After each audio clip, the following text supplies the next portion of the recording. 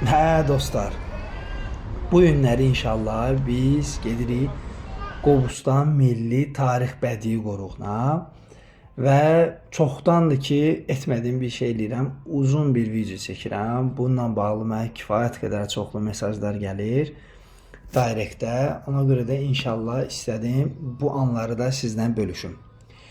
Təbii ki, avtomobilimiz olan BYD ilə, BYD ilə yolumuza davam edirik. Qəşəng avtopilotumuzu qoşduq. Təxminən Bakıdan 1 saatlıq yoldur. Bu yolumuz rahatdır. Mən tanıyanlar tanıyır.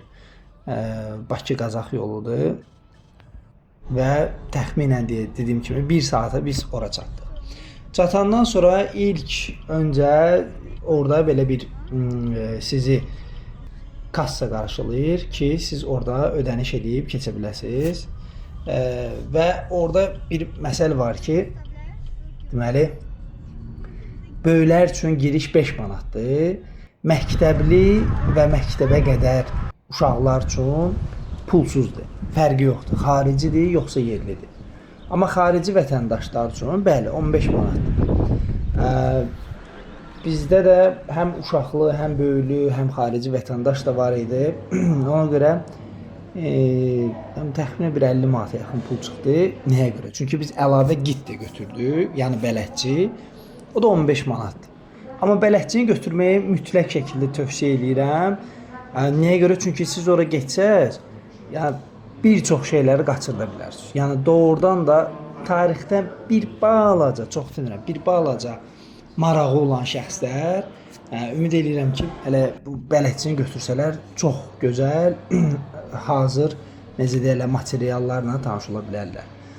Çünki bələdçi, biz sözünüzü bələdçini rus dilində götürmüşdük, o da elə 15 manat idi. Dediyim kimi, xarici qonağımız var idi və açıq deyim, ya çox ləzzət elədi. Bələdçi çox, o qədər qəşəng informasiya verirdi, sağ olsun.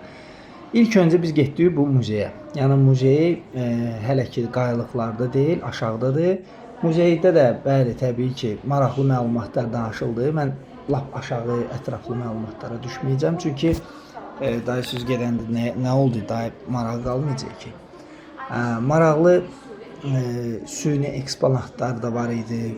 Təbii eksponatlar da var idi. Qədim dövrə aid.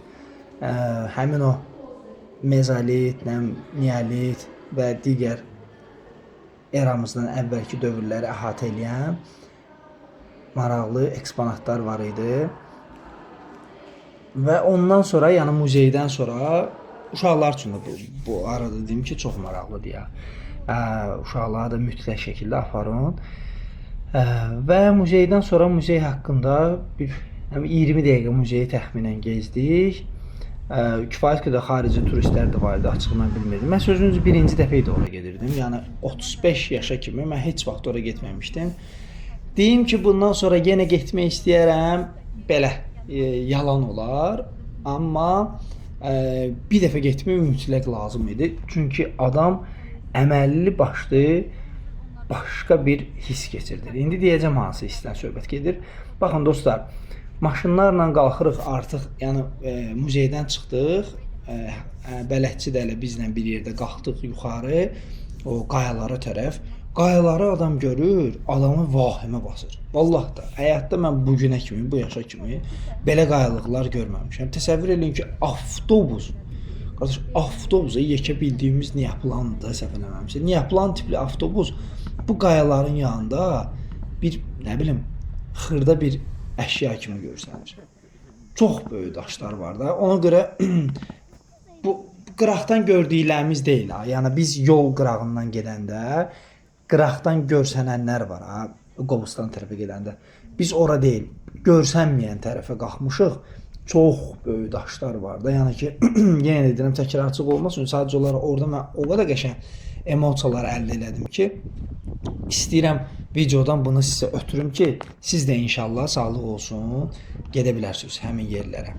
Bəli, qalxandan sonra həmin o divarda, yəni daşların üzərində çəkilən rəsmlərlə xanım bizi çox qəşəng lazerlə öz lazeri ilə göstərir ki, misal üçün, bu rəsm burdadır, bu rəsm burdadır, bu rəsm burdadır. Amma yenə deyirəm, bələdçisiz ora getməyin mənasını görmürəm. Çünki rəsmlər o qədər də böyük deyil. Üstündən yağışlar da yağıb, o yan bu yan. Bəzi yerlərdə hətta silinmə təhlükəsinə üzbəüz qalıb. Yəni o görsədəndə biz görürük ki, doğrudan da burada nə qəşəng belə bir iz var. O həm də ki o tarixi də danışır da, həmin tarixi də danışır. Yəni bir sözlə adama çox maraqlı gəlir. Həmin dövrdə kimdir, misal üçün şamanlardan danışır, şaman nəyə qulluq eləyirdi, bu nədir, o nədir, insanlar nə ilə hücuma keçirdi və hətta bəzən elə yer var ki, yəni o deməsəydi mən bilməyəcəkdim də. Deyir ki, misal üçün qoruqdur, bunun üstü əvvəllər bağlı olub. İnsanlar bunun içində misal üçün yaşayıblar ya nəsə bir yerdə vaxt keçiriblər. Sən bilmirsən onu. Sonra misal üçün elə yer var ki, deyir ki, buranı su basmışdı. Baxırsan ki, doğrudan da o suyun izləri vardı. Yəni yuxarı tərəf başqadır, aşağı tərəf başqadır. Yenə deyirəm də çox dərindən danışmaq istəmirəm ki, gedəndə inşallah özünüz də oradan necə deyərlər, həmin o emosiyaları ilk dəfə yaşamış kimi olasınız. Ümumilikdə götürəndə yenə deyirəm, çox xoşuma gəlir. 2 maşın getmişdi. Dediyim kimi girişə bələdçi ilə falan hər şeylə bir yerdə 50 manat pulumuz çıxdı cəmi. Yəni bir o qədər də çox deyil idi. Yemək falan, kafe, restoran içməm bilən yox idi orada. Yəni mən heç fikir də vermədim. Yəni istidə geyəcəksinizsə, bəli, təbii ki, suya falan fikir verə bilərsiniz. Orada qəşəng deməli görünüş, смотревая площадь deyirlər. Əgər ki balkon kimi də, yekə üstü bağlı bir yerdir. Hardan ki həm şəhər dəniz tərəfi görə bilirsən, Qobustan və dəniz tərəfi görə bilirsən, həm də daşları görə bilirsən. Binokl da var.